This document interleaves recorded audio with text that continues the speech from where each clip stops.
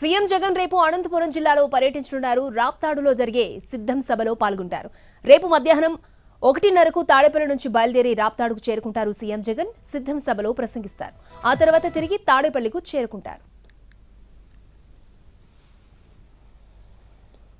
రాప్తాడు సిద్ధం సభ అనంతరం వైసీపీ ఎన్నికల ఊపు అందుకుంటుందన్నారు మంత్రి పెద్దిరెడ్డి. అందుకే ప్రతిష్టాత్మకంగా తీసుకుని సభ విజయవంతానికి కృషి చేస్తున్నామని చెప్పారు.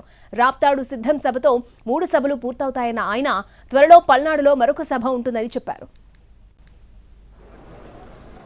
ఇది అతి పెద్ద ఎన్నికల సభగా నిర్వహించబడుతూ ఉంది. తప్పకుండా రేపు జరిగే సభ రాష్ట్ర ప్రజలందరికీ కూడా, ముఖ్యంగా వైఎస్ఆర్ కాంగ్రెస్ పార్టీ శ్రేణులకు ఒక మంచి సందేశాన్ని ఇవ్వబోతూ ఉంది. ఇది జరిగిన తర్వాత రాష్ట్రంలో వైఎస్ఆర్ కాంగ్రెస్ పార్టీ ఎన్నికల ఊపందుకొని ప్రజల ముందుకు పోయే పరిస్థితి ఉంటుంది.